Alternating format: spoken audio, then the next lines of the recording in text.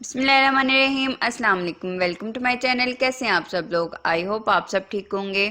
میں نے کیا تھا گاؤں کی طرف ٹریول، اور وہاں پہ میں نے پورے گاؤں کی رسم و رواج کے مطابق چیزیں جو ہیں اپنی کوکنگ کی تھی، تو وہ تمام چیزیں میں آپ لوگوں کے ساتھ شیئر کرنا چاہوں گی۔ So let's get started. سب سے پہلے میں آج بناؤں گی سویٹ ڈش، جو کہ میں بنا رہی ہوں لذیذہ کی رس ملائی۔ تو یہاں پہ میں نے لذیذہ رس ملائی کا سارا پیکٹ جو ہے وہ میں نے ڈال دیا تھا پلیٹ میں، اور اس میں ایڈ کروں گی آلموسٹ 1.5 ٹیبل اسپون جو ہے آئل، ٹھیک ہے۔ یہاں پہ جو گھی میں یوز کر رہی ہوں، بیسکلی اس کو میں نے گرم کر لیا تھا، ٹھیک ہے۔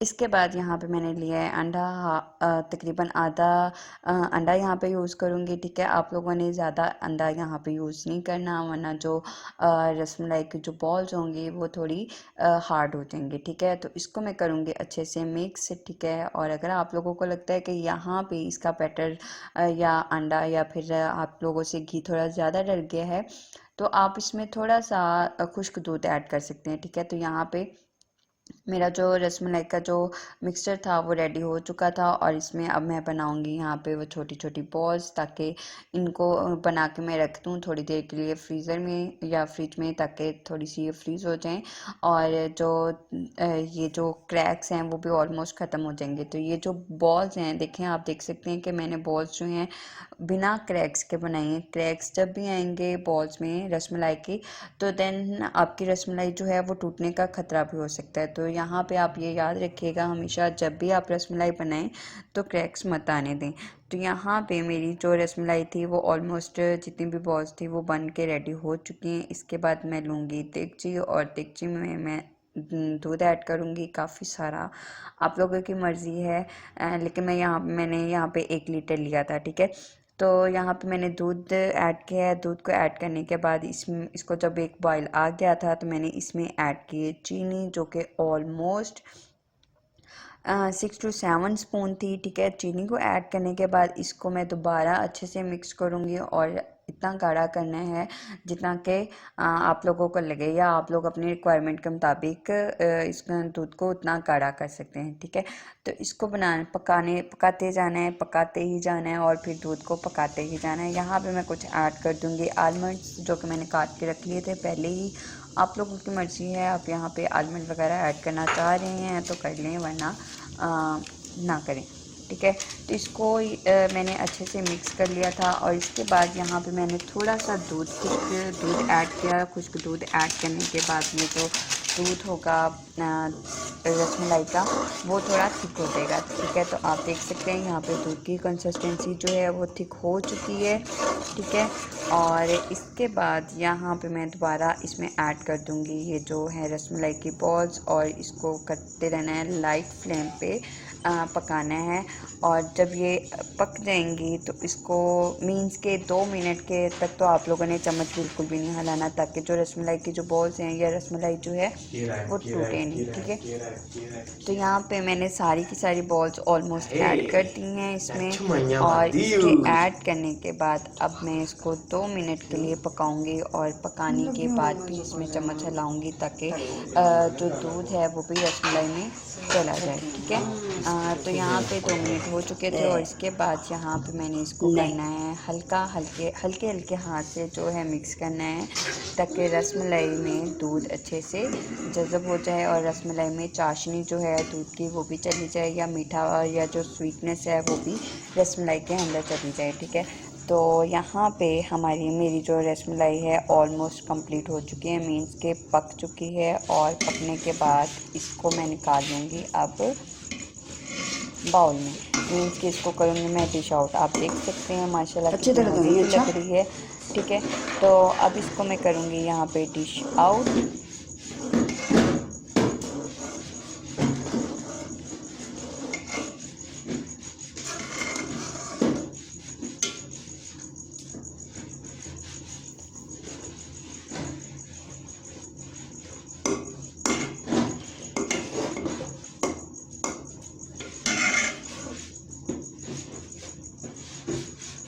اچھا तो ये देखिए माशाल्लाह कितने मज़े की बन के रेडी हुई है रसमलाई, ठीक है। तो यहाँ पे मैं इसको कर दूँगी डिश आउट, और डिश आउट करने के बाद मैं इसको रख दूँगी फ्रीज़र में अच्छे से ठंडे होने के लिए, ठीक है, ताकि ये हमारी जब तक गेस्ट जो हैं या हम जो अपने आप को इस वक्त सर्व कर रहे हैं तब तक ठंडी हो जाए, जब तक हमारी बाकी चीज़ें जो हैं वो रेडी नहीं हो जाती, ठीक है।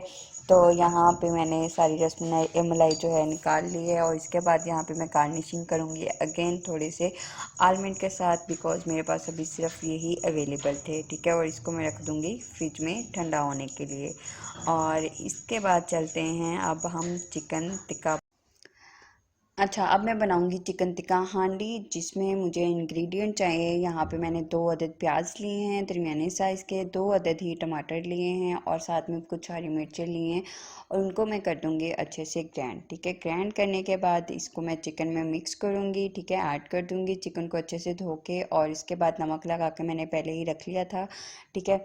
इसके बाद मैं नमक ऐड करूँगी और लाल मिर्ची ऐड करूँगी, आप अपने टेस्ट के मुताबिक ऐड करेंगे, और इसको रखूँगी आधे घंटे के लिए मैरिनेट होने के लिए, बिकॉज़ मेरे पास अभी इतना टाइम नहीं था कि मैं इसको रख लूँ मैरिनेशन के लिए। इसके बाद यहाँ पे मैंने लिए दही में मैंने ऐड किया है chicken tikka masala, black pepper, और साथ में कुछ साबुत ज़ीरा, ठीक है, सफ़ेद ज़ीरा जिसे बोलते हैं, वो लूँगी, और इसको मैं ऐड करूँगी सबसे आखिर में। तो यहाँ पे मैंने लिए है चूल्हा लकड़ी वाला, ठीक है, जिसको जलाने में मेरी कज़न ने काफ़ी हेल्प की थी, बेचारी मेरी कज़न बहुत अच्छी थी, ठीक है मतलब अल्हम्दुलिल्लाह। इसके बाद यहाँ पे मैंने लिए देगची, और बड़े साइज़ की देगची ली थी, और इसमें मैं ऐड करूँगी 1 कप ऑयल। ऑयल को यहाँ पे मैं करूँगी अच्छे से गरम, और गरम करने के बाद इसमें मैं ऐड कर दूँगी सारा चिकन, ताकि उसको करेंगे फ्राई जब तक वो अच्छे से गल नहीं जाता, ठीक है। तो इस वक्त यहाँ पे चूल्हे पे जो खाना बनाने का जो काम है, मैं कहती हूँ बहुत मुश्किल है, बिकॉज़ आप जितना गैस का सुकून है, मैं कहती हूँ ये भी उन लोगों के लिए एक ब्लेसिंग है जो गैस यूज़ करते हैं, और जो चूल्हे पे काम करते हैं उनके लिए भी बहुत मुश्किल वाला काम है, ठीक है। मीन्स कि आप ऑल टाइम लकड़ी को नहीं देख सकते, और ना ही ऑल टाइम आग को देख सकते हैं, लेकिन चूल्हा गैस जो होगा, स्टोव जब आप गैस वाला यूज़ कर रहे होंगे तो उसमें आप लोग बहुत आसानी से सारी कुकिंग कर सकते हैं, ठीक है। लेकिन यहाँ पे आज जब मैं कुकिंग कर रही थी तो मुझे बहुत ही मसले मसाइल पेश हो रहे थे, ठीक है। तो ये देखिए चिकन जो है ऑलमोस्ट डन हो चुका है हमारा। अब यहाँ पे जितनी भी स्टीम थी, आप लोगों को सिर्फ़ और सिर्फ स्टीम ही नज़र आ रही होगी, बिकॉज़ ये लकड़ी की वजह से, मेरे ख्याल से जो है ये लकड़ियों की वजह से ये इतनी ज़्यादा स्टीम हो रही थी कि मैं आग को जो कंट्रोल नहीं कर पा रही थी, ना कम ना ज़्यादा, तो वो जितनी भी थी वो सारी की सारी स्टीम बाहर ही नहीं कर रही थी, इसलिए। इसके बाद यहाँ पे हमारा जो चिकन जो है वो ऑलमोस्ट डन हो चुका है। चिकन के डन होने के बाद मतलब कुक हो चुका है, और यहाँ पे आप देख सकते हैं, आप भी कह रहे होंगे कि बहन हमारी हमें स्टीम ही दिखाई जा रही है, भाप दिखाई जा रही है, दिखाई जा रही है, और दिखाई जा रही है। यार अब भाप ही नज़र आ रही है तो मैं क्या करूँ इसमें, ठीक है। तो यहाँ पे देखें कि चिकन जो है ये माशाल्लाह अब ऑलमोस्ट डन हो चुका है। अब इसमें मैं ऐड करूँगी वो दही वाला जो मैंने बैटर बनाया था, ठीक है, वो मिक्सर में इसमें ऐड करूँगी, ताकि ये जितने भी स्पाइसेस जो मैंने ऐड करने थे इनका जो टेस्ट है वो अच्छे से चिकन में मिक्स हो जाएगा। ये मैं बाद में इसलिए ऐड करती हूँ ताकि चिकन में इसका टेस्ट चला जाए, वरना तो जब हम भून रहे होते हैं या जब हम उसको पका रहे होते हैं अच्छे से तो उसका टेस्ट उसमें नहीं जाता, ठीक है। तो यहाँ पे हमारा चिकन रेडी हो चुका है, चिकन टिक्का हांडी। अब चलते हैं अगली। अब मैं बनाऊंगी चिकन टिक्का बोटी, ठीक है। खैर ये मैं नहीं बनाऊंगी आज, ये मेरे घर वाले ही बनाएंगे सारे मिल के, ठीक है। तो यहाँ पे मैं सिर्फ चिकन की मैरिनेशन करूंगी, ठीक है।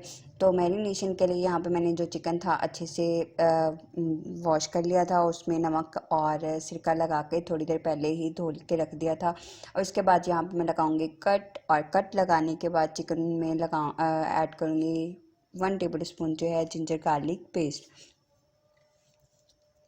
اور جنجر گارلک پیسٹ لگانے کے بعد میں اس کو رکھ دوں گی، اچھے سے مکس کروں گی اور اس کو رکھ دوں گی 15 سے 20 منٹ کے لیے ایک سائڈ پہ، تب تک میں اس کا مسالہ ریڈی کروں گی۔ تو یہاں پہ میں نے لیا ہے ہاف ٹیبل اسپون نمک، اور اس کے بعد 1/3 ٹیبل اسپون جو ہے یہاں پہ لوں گی لال مرچ، ٹھیک ہے۔ یہ آپ دونوں چیزیں آپ اپنی مرضی کے مطابق یوز کریے گا، آپ لوگوں کو جتنی نمک اور مرچیں چاہیے، ٹھیک ہے۔ اس کے بعد یہاں پہ میں پسا ہوا دھنیا یوز کروں گی ہاف ٹیبل اسپون، اور ساتھ میں ہاف ٹیبل اسپون جو ہے یہاں پہ جائے گی کالی مرچ، ٹھیک ہے۔ اس کے بعد یہاں پہ میں ایڈ کروں گی 2 ٹیبل اسپون جو ہے چکن ٹکا مسالہ جو ہے یہاں پہ میں ایڈ کروں گی۔ آپ لوگوں پہ ڈپینڈ کرتا ہے کہ آپ یہاں پہ 2 کے بجائے 3 چمچ بھی یوز کر سکتے ہیں اگر آپ لوگوں کو یہاں پہ زیادہ اسپائسی چاہیے تو، ٹھیک ہے۔ اس کو ایڈ کرنے کے بعد میں ان چیزوں کو کروں گی اچھے سے مکس، اور مکس کرنے کے بعد میں اس کو رکھوں گی سائڈ پہ۔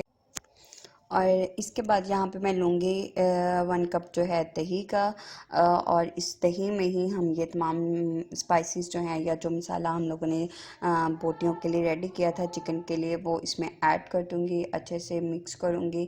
اور یہاں پہ اس کے بعد یہاں پہ میں ایڈ کروں گی سرکہ 2 ٹیبل اسپون کے قریب، ٹھیک ہے۔ آپ لوگوں پہ ڈپینڈ کرتا ہے کہ یہاں پہ آ کے آپ سرکہ ایڈ کرنا چاہیں گے یا پھر لیمن کا جوس۔ اگر آپ لیمن کا جوس ایڈ کرنا چاہ رہے ہیں تو وہ آپ 1 عدد لیمن کا کمپلیٹ جو کا جوس آپ یہاں پہ ایڈ کریں گے۔ اور اس کے بعد یہ جو ہم نے مسالہ بنایا ہے اس کو میں کروں گی چکن میں لگا دوں گی، جو ہم لوگوں نے چکن کی میرینیشن کر کے سائڈ پہ رکھی تھی جنجر گارلک پیسٹ کے ساتھ، ٹھیک ہے۔ تو یہ تمام مسالہ جو ہے یہ میں دہی والا جو مسالہ ہے یہ میں چکن میں لگا دوں گی، اچھے سے مکس کروں گی، اور مکس کرنے کے بعد میں اس کو رکھ دوں گی آلموسٹ 2 سے 3 گھنٹے کے لیے فریج میں۔ اور اس کے بعد ہم اس کے بنائیں گے کباب یا پھر چکن ٹکا بوٹی، جو بھی آپ کہہ لیں، ٹھیک ہے۔ اس کو میں نے اچھے سے مکس کر لیا، اور مکس کرنے کے بعد یہاں پہ میں اس کو ڈھکن لگا کے رکھ دوں گی فریج میں۔ اور یہاں پہ اب ہم کوشش کر رہے ہیں کہ آگ جل جائے، ہم سے بہت مشکل سے آگ جلی تھی اور فائنلی یہاں پہ آگ جلی گئی تھی۔ اس کے بعد یہاں پہ میرے گھر والوں نے اپنی مدد آپ کے تحت یہ کام سر انجام دیے تھے کہ وہ خود ہی سیخ میں بوٹیاں لگا رہے تھے اور ساتھ میں اس کو انگاروں پہ رکھ رہے تھے، مینس کہ اس کو پکا رہے تھے، ٹھیک ہے۔ تو گھر والوں کی یہاں پہ بہت زیادہ ایفرٹ بھی تھی، کوشش بھی تھی، اور ساتھ میں مہربانی بھی سمجھ لے کہ انہوں نے اتنی مدد کی۔ اب آپ یہاں پہ یہ جو سارا میس پھیلا ہوا ہے، آپ اس کو دیکھ کے یہ مت کہیے گا کہ یہ اتنے میس میں بیٹھ کے یہ سب کام کر رہی ہیں، اسپیشلی کھانے پینے کا۔